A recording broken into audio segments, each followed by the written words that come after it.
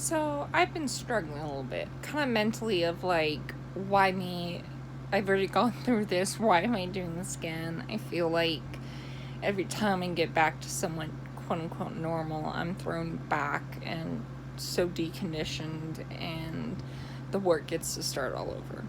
So I was talking to Jeff, who's my therapist, and if you don't have one, you should get one. Everybody should have a Jeff. Doesn't have to be named Jeff, but you know what I mean. I definitely think mental health is important for everybody, and it's okay not to be okay, especially if you're in the medical field or the first response field. Anywho's, so I was talking to Jeff, and I'm like, I just don't know where to go from here.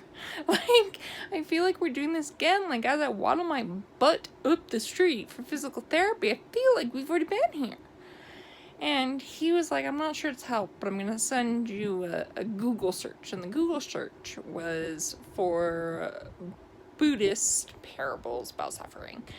And I'm a very practical person. Like, you tell me something, I'm like, cool, and we go with it. And I read these two parables and the dictation of what they mean, and I was like, cool, got it. And Jeff kind of laughed, but here's a parable. So the first one is, you can get hit with an arrow, and that's not your fault. There's nothing you can do. You're going to get hit with that arrow. Now it's your choice whether you get hit with the second arrow or move out of the way. The other parable is, Buddha was walking down the street. First guy came to him and goes, like, Buddha, like, how many more times am I going to have to suffer? And he goes, how many mangoes are on the mango tree? Goes to the next person's like, how long am I supposed to suffer? And he goes, I don't know, like, how many leaves are on that bush? And then the third one is like, Buddha, like, I've been suffering and going through so much. Like, how much more of this am I going to have to take? And he said, well, how many drops of water in the ocean? And this guy, unlike the other ones, jumps up all happy. And he was like, great.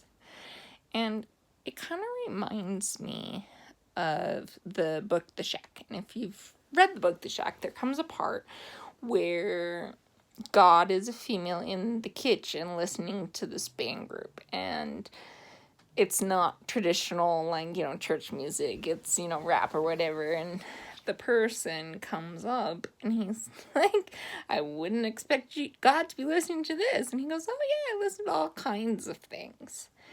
And God shared that, hey, this particular band member is struggling, and really struggling with his faith and life and whatnot. And the person in the book was like, doesn't that bother you? Like, doesn't that bother you that, like, we make mistakes over and over again and, like, aren't even close to you in perfection?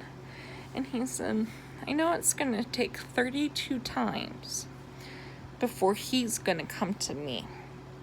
And I get really happy on the 15th time, because I know that there's only 27 more times. And all of that kind of like summed up, and yesterday I was like, all right, cool. Didn't pick the situation. Totally sucks. I'm here again. I get to choose what I make out of it. Alright. So I put my shoes on and waddled my little butt up the street for my physical therapy. Now, is it much different? No, it still is hard. Still not enjoying life, but the view of the world changed. I felt finally like I had some answers.